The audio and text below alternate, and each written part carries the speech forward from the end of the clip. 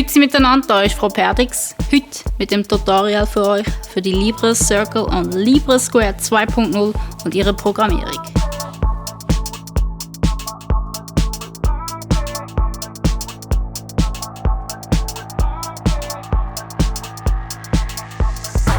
Wenn sie vom Werk kommt, dann hat sie eine Werkseinstellung.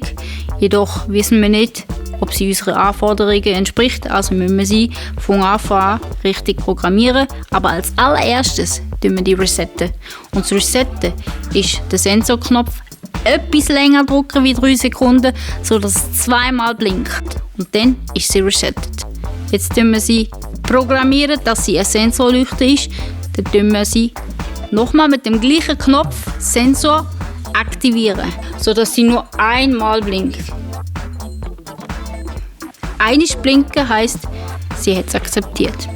Dann gehen wir auf die nächste Linie, das wäre die Helligkeit.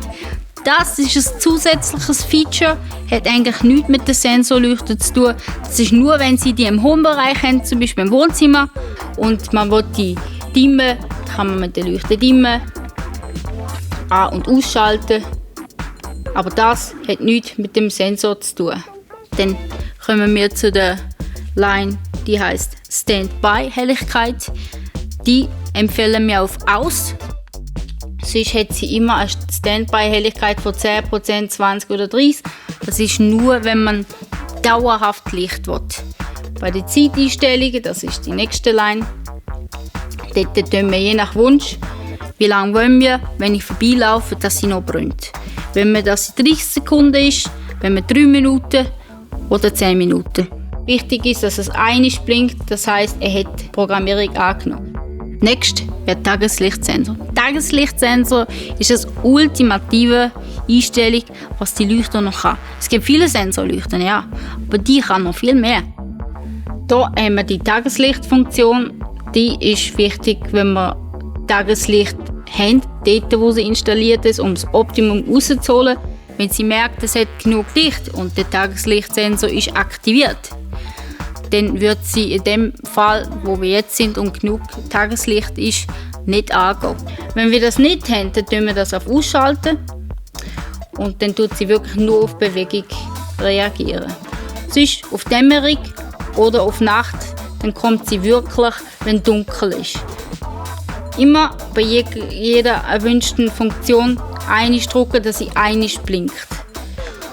Nachher kommen wir zu den Erfassungsbereich. Der Erfassungsbereich ist auch je nach Anwendung. Ist sie an der Decke montiert, ist sie an der Wand montiert. Haben wir einen kleinen Raum, einen grösseren Raum, oder? Da tun wir 2 bis 4 Meter, 4 bis 6 Meter oder bis 9 Meter Erfassungsbereich. Wir empfehlen immer Full Power 3/3. Dann haben wir gewährleistet, dass sie jede Bewegung detektiert. Und wenn man jetzt denkt, die Einstellung ist doch nicht für mich, ich will es doch wieder anders haben, wieder resetten und von oben nach unten alles super durchgehen. Und dann kann man eigentlich nichts falsch machen. Ganz herzlichen Dank fürs Zuschauen. Und wenn Fragen sind, bitte ruft uns an. Wir stehen euch zur Seite. Und irgendetwas war da noch.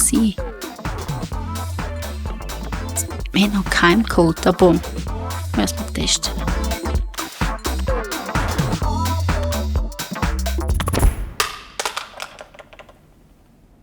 Da!